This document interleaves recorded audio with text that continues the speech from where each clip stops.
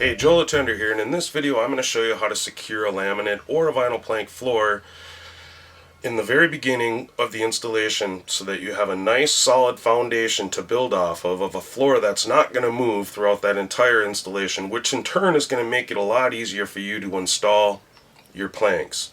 Now if your floor moves at all during the installation, you're going to have struggles putting your planks together. They're not going to go together very well at all, and you're just going to struggle. It's going to be a pain in the butt.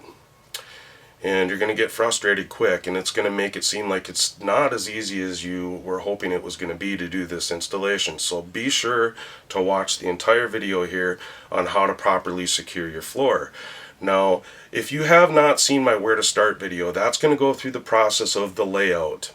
Now, in this video, you're going to see I have some chalk lines snapped on the floor. I also already know where I'm going to start and how big my piece is going to be in the very beginning, and that is what I've went through in that very first video of where to start. So if you're not understanding how I came up with those things, be sure to go watch that video. But in this video I'm going to show you how to temporarily secure your floor. So here, let's watch. So you can see that we put together our 4 planks here. Now this I do to build a good solid foundation, and then I measure away from that floor to be sure it's straight. You can see this line that I have snapped in the floor. Now again, go back to my where to start video to be able to figure out how I got this line on the floor that we're following and how I decided where we were going to start this laminate installation at. Now you can see I pulled the floor away from the wall. We're going to do those rows last. Now I do this to make it a lot easier to start, to build a solid foundation and to be able to work easier away from a wall.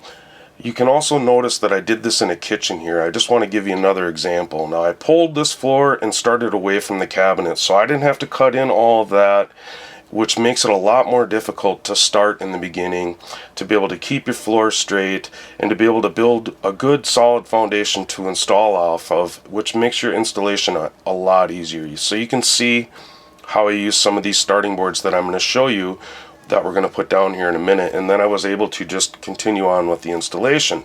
Now all I do here is I cut a bunch of scrap laminate pieces. Now you can just take a couple of foil boards and chop some up. You should have some waste anyway.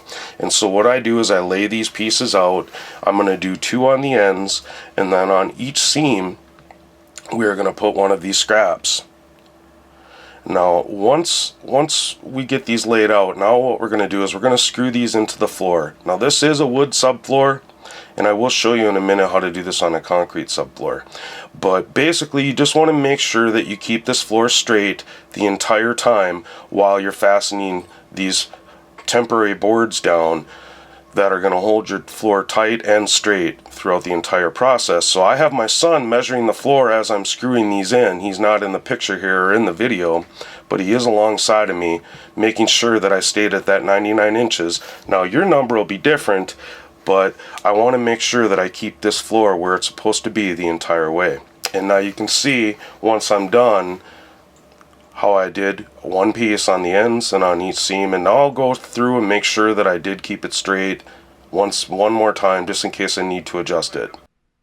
Now you might have a concrete floor that has in-floor heat in it. Now most of the time concrete slabs are 4 to 6 inches deep. Most of the time it's 4 inches. You should check that wherever you're at in your neck of the woods there to see exactly how thick your concrete is.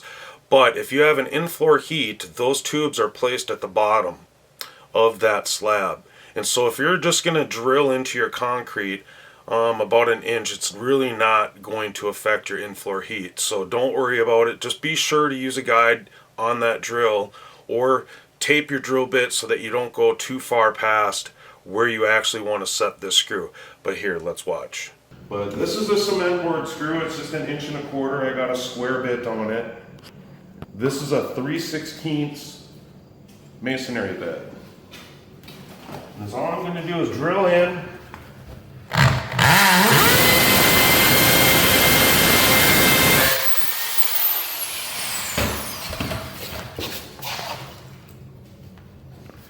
I'll just get it started here. And then I'm just going to drill it with my impact here. Now I'm not going to try to kill it, I'm just going to get it secured. I don't want to break the head off of it. That's it. It's that simple to just drill into the concrete and secure your floor also with the same exact way that I would do it on wood. Okay, a little trick that you can also use here, if that 3/16 drill bit that you're drilling, pre-drilling the holes to put screws in, if the screw doesn't want to hold to it and it breaks away or keeps spinning while you're screwing, you can just take a wood shim. That's all I'm doing is cutting off the end of it. And then you can just take your knife or whatever you have and just cut a little tiny chunk off. And then you'll just stick that right in the hole. And then you take your screw and you put it on one side of it and just get it in there. One little hand tighten there, and then that'll hold your screw in. So that's just a little trick if your 3/16 bit is a little too big.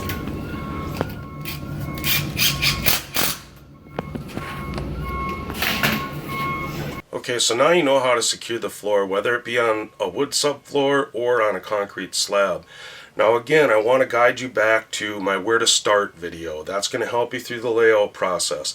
And then the next video after that is how to install the very first few rows.